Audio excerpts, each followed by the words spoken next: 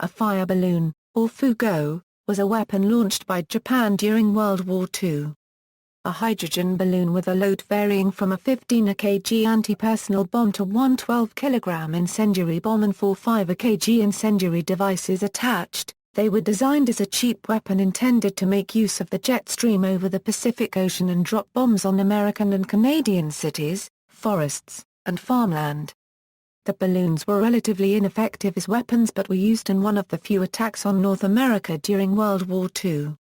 Overview: from late 1944 until early 1945, the Japanese launched over 9,300 fire balloons, of which 300 were found or observed in the U.S. Despite the high hopes of their designers, the balloons were ineffective as weapons, causing only 6 deaths and a small amount of damage. The Japanese designed 2 types of balloons. The first was called the Type B balloon, and was designed by the Japanese Navy. It was 9 m in diameter and consisted of rubberized silk. The Type B balloons were sent first and mainly used for meteorological purposes. The Japanese used them to determine the possibility of the bomb-carrying balloons reaching North America. The second type was the bomb-carrying balloons. Japanese bomb-carrying balloons were 10 m in diameter and, when fully inflated, held about 540 am3 of hydrogen. Their launch sites were located on the east coast of the main Japanese island of Honshu. Japan released the first of these bomb-bearing balloons on November 3, 1944. They were found in Alaska, Washington, Oregon, California, Arizona, Idaho, Montana, Utah, Wyoming, Colorado, Texas, Kansas, Nebraska, South Dakota, North Dakota, Michigan and Iowa, as well as Mexico and Canada. General Kuspa's men launched over 9,000 balloons throughout the course of the project. The Japanese expected 10% of them to reach America, which is also what is currently believed by researchers. About 300 balloon bombs were found or observed in America. It is likely that more balloon bombs landed in unpopulated areas of North America. The last one was launched in April 1945. Origins: the balloon campaign was the 4th attack the Japanese had made on the American mainland. The fūsen bakudan campaign was, however, the most earnest of the attacks. The concept was the brainchild of the Imperial Japanese Army's 9th Army's No. 9 Research Laboratory, under Major General Tsuyoshi Kuspa, with work performed by Technical Major Teiji Takeda and his colleagues. The balloons were intended to make use of a strong current of winter air that the Japanese had discovered flowing at high altitude and speed over their country, which later became known as the jet stream. The jet stream reported by Saburo Oishi blew at altitudes above 9.15 km and could carry a large balloon across the Pacific in 3 days, over a distance of more than 8,000 kilometers. Such balloons could carry incendiary and high-explosive bombs to the United States and drop them there to kill people, destroy buildings, and start forest fires. The preparations were lengthy because the technological problems were acute. A hydrogen balloon expands when warmed by the sunlight, and rises. Then it contracts when cooled at night, and falls. The engineers devised a control system driven by an altimeter to discard ballast. When the balloon descended below 9 km, it electrically fired a charge to cut loose sandbags. The sandbags were carried on a cast aluminium 4-spoked wheel and discarded 2 at a time to keep the wheel balanced. Similarly, when the balloon rose above about 11.6 km, the altimeter activated a valve to vent hydrogen. The hydrogen was also vented if the balloon's pressure reached a critical level. The control system ran the balloon through 3 days of flight. At that time, it was likely over the U.S., and its ballast was expended. The final flash of gunpowder released the bombs, also carried on the wheel, and lit a 19.5 meters long fuse that hung from the balloon's equator. After 84 minutes, the fuse fired a flash bomb that destroyed the balloon. The balloon had to carry about 454 kilograms of gear. At first the balloons were made of conventional rubberized silk, but improved envelopes had less leakage. An order went out for 10,000 balloons made of washi, a paper derived from mulberry bushes that was impermeable and very tough. It was only available in squares about the size of a road map, so it was glued together in 3 or 4 laminations using edible konjac paste. Hungry workers stole the paste and ate it. Many workers were nimble-fingered teenaged schoolgirls. They assembled the paper in many parts of Japan. Large indoor spaces, such as sumo halls, sound stages, and theaters, were required for the envelope assembly. The bombs most commonly carried by the balloons were Type 92 15 kg high-explosive bomb consisting of 9.5 pounds picric acid or TNT surrounded by 26 steel rings within a steel casing 4 inches in diameter and 14.5 inches long and welded to a 11-inch tail fin assembly. Type 97 12 kg mite incendiary bomb using the Type 92 bomb casing and fin assembly containing 11 ounces of gunpowder and 3 1.5 kg magnesium containers of mite. 5 kg mite incendiary bomb consisting of a 3.75-inch steel tube 15.75 inches long containing mite with an ignition charge of magnesium, potassium nitrate and barium peroxide. Similar, but cruder, balloons were also used by Britain to attack Germany between 1942 and 1944. Offensive, a balloon launch organization of 3 battalions was formed. The 1st Battalion included headquarters and 3 squadrons totaling 1,500 men in Ibaraki Prefecture with 9 launch stations at OETSU. The 2nd Battalion of 700 men in 3 squadrons operated 6 launch stations at Ikonomiya, Chiba. And the 3rd Battalion of 600 men in 2 squadrons operated 6 launch stations at Nakoso in Fukushima Prefecture. The OETSU site included hydrogen gas generating facilities. But the 2nd and 3rd Battalion launch sites used hydrogen manufactured elsewhere. The best time to launch was just after the passing of a high-pressure front, and wind conditions were most suitable for several hours prior to the onshore breezes at sunrise. Suitable launch conditions were expected on only about 50 days through the winter period of maximum jet stream velocity, and the combined launch capacity of all 3 battalions was about 200 balloons per day. Initial tests took place in September 1944 and proved satisfactory. However, before preparations were complete, B-29s began their raids on the Japanese home islands. The attacks were somewhat ineffectual at first but still fueled the desire for revenge sparked by the Doolittle raid. The first balloon was released on November 3, 1944. Major Takeda watched as the balloon flew upward and over the sea. A figure of the balloon was visible only for several minutes following its release until it faded away as a spot in the blue sky like a daytime star.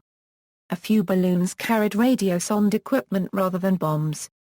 These balloons were tracked by direction-finding stations in Ikonomiya, Chiba, in Iwanuma, Miyagi, in Mizuwa, Omori, and on Sakhalin to estimate progress toward the United States. The Japanese chose to launch the campaign in November. Because the period of maximum jet stream velocity is November through March. This limited the chance of the incendiary bombs causing forest fires, as that time of year produces the maximum North American Pacific coastal precipitation, and forests were generally snow-covered or too damp to catch fire easily. On November 4, 1944, a United States Navy patrol craft discovered one of the first radiosonde balloons floating off San Pedro, Los Angeles. National and state agencies were placed on heightened alert status when balloons were found in Wyoming and Montana before the end of November. The balloons continued to arrive in Oregon, Kansas, Iowa, British Columbia, Saskatchewan, Manitoba, Alberta, the Yukon, Northwest Territories, Washington, Idaho, South Dakota, Nevada. In all, 7 fire balloons were turned into the Army in Nevada, Colorado, Texas, northern Mexico, Michigan, and even the outskirts of Detroit. Fighters scrambled to intercept the balloons, but they had little success. The balloons flew very high and surprisingly fast, and fighters destroyed fewer than 20. American authorities concluded the greatest danger from these balloons would be wildfires in the Pacific coastal forests. The 4th Air Force, Western Defense Command in 9th Service Command organized the Firefly project of 2,700 troops including 200 paratroopers of the 555th Parachute Infantry Battalion with stints in L-5 Sentinel and Douglas C-47 Skytrain aircraft. These men were stationed at critical points for use in firefighting missions. The 555th suffered 1 fatality and 22 injuries fighting fires. By early 1945, Americans were becoming aware that something strange was going on.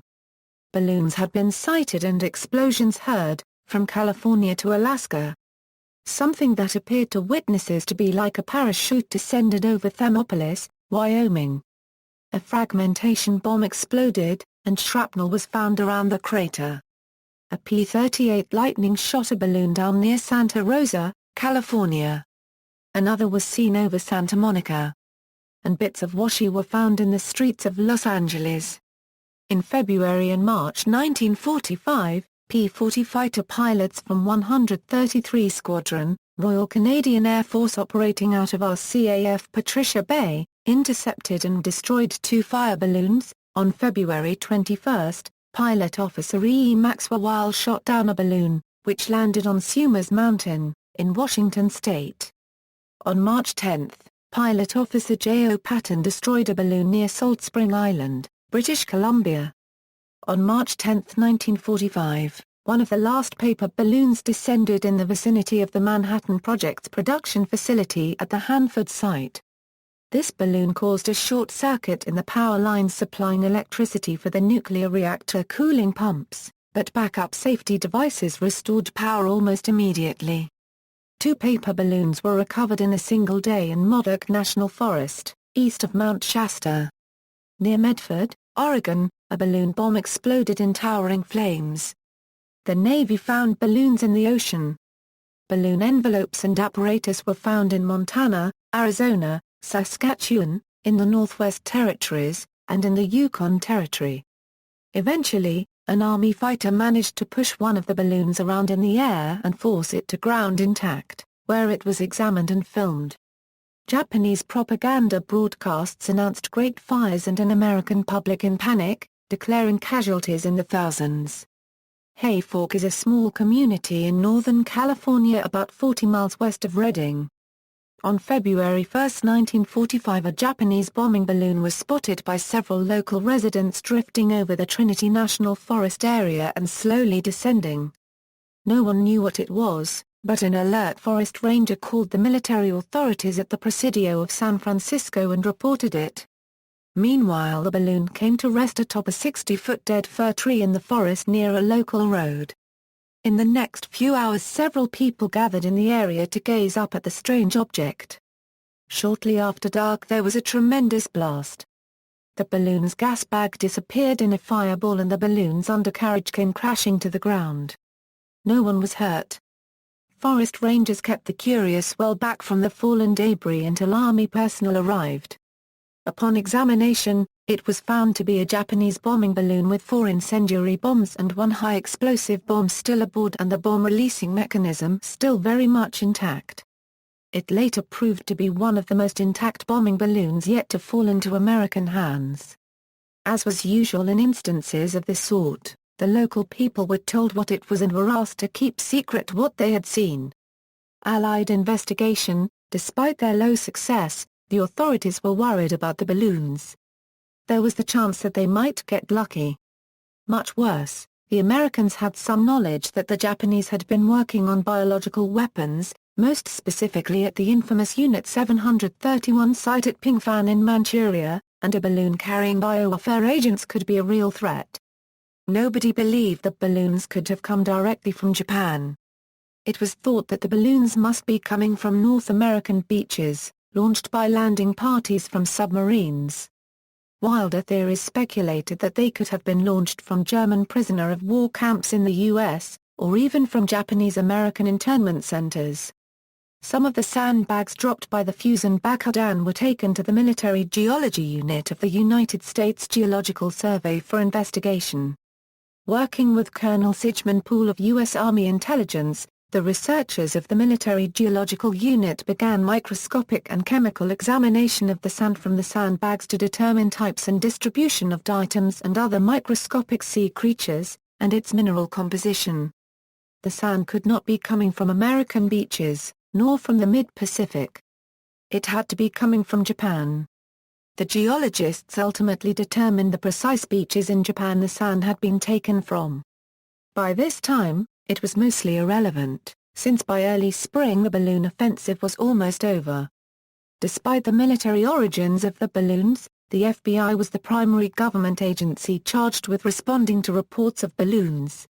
Press cover-up, the bombs caused little damage, but their potential for destruction and fires was large. The bombs also had a potential psychological effect on the American people.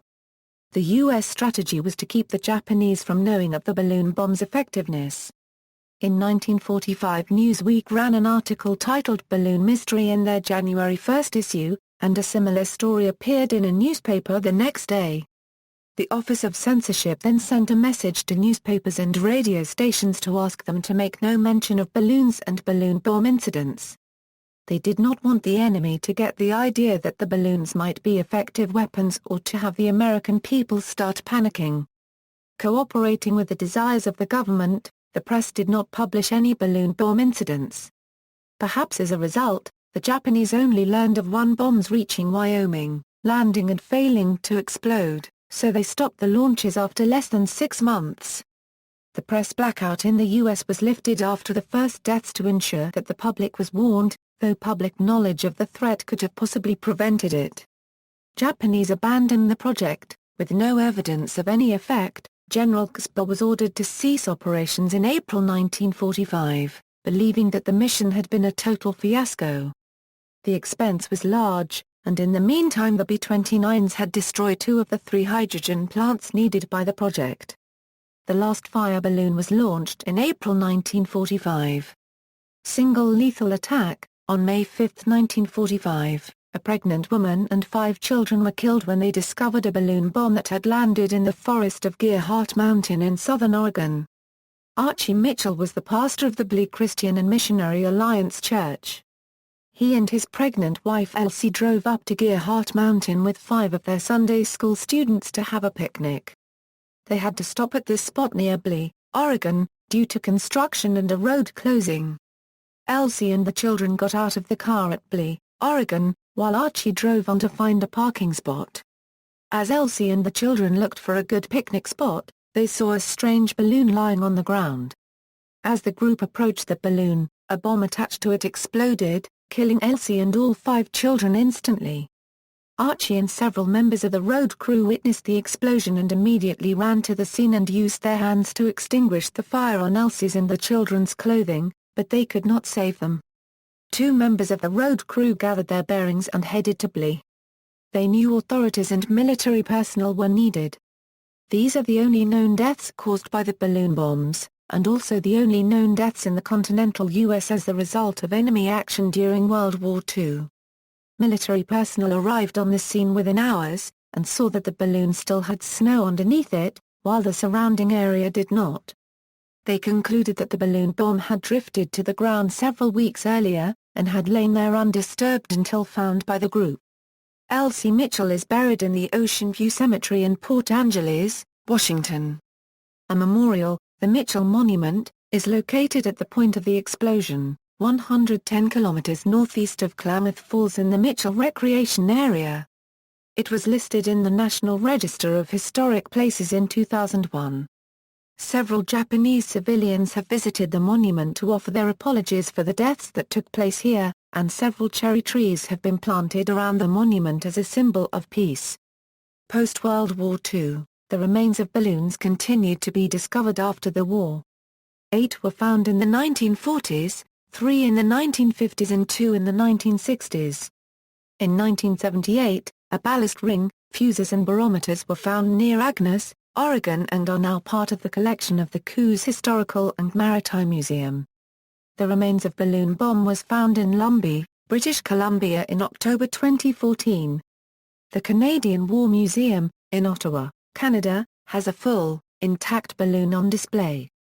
See also, American Theater, Battle of Los Angeles, E-77 balloon bomb, History of military ballooning, Operation Outward, World War II British balloons carrying incendiaries and trailing wires, Lee, Oregon, Mitchell Recreation Area, Notes. References, The Fire Balloons from Greg Goebel's AIR Vectors, Anna Fairmond and Michael Weber, Anti-Aircraft Mine and Intercontinental Launching Balloon Bombs Through Jetstream http www.scribd.com 8094758/ Anti-Aircraft Mine Intercontinental Launching Balloon Bombs Through Jetstream Fire Balloon Japanese Balloon Bombs Terrorist Handbook on A. Wind and, Robert C. Mikus, Japan's World War II Balloon Bomb Attacks on North America, Smithsonian Institution Press, 1973. The Great Japanese Balloon Offensive by MSGT. Cornelius W. Conley, USAF, A University Review, Vol. 19, No. 2, 68-83. 1. Balloons of War by John McPhee, The New Yorker, January 29, 1996, 52-60. Japan at War, An Oral History by Haruko Taya Cook and Theodore F. Cook, New Press. Reprint edition. Includes a personal account by a Japanese woman who worked in one of the fire balloon factories. Utah was spared damage by Japan's floating weapons. www.sltrib.com. May 5, 1995. Accessed May 15, 2009. Weber, Bert. Retaliation, Japanese Attacks and Allied Countermeasures on the Pacific Coast in World War II. Oregon State University. ISBN A0-87071-076-1 Silent Destructions, Japanese Balloon Bombs by James M. Powles, World War II, February 2003, Volume 17 Issue 6 pg 64-70. One Small Moment by Lisa Murphy, American History, June 1995, Volume 30 Issue 2 pg 66-72. External links, http www.stelzcomhtmlmshwfugohtm, http www.cnetconfugohtm, http www.vectorsite.net/ avebloon_2.html#m4, http www.onawindandarprayer.com/ http WebMST Adu Forensic Geology Japanese %20 Vengeance %20 Bombs %20 New HTM, Report by U.S. Technical Air Intelligence Center, May 1945, http www.onepaperwinksthemovie.com, Fire Balloons, U.S. Navy Training Film from World War II on YouTube.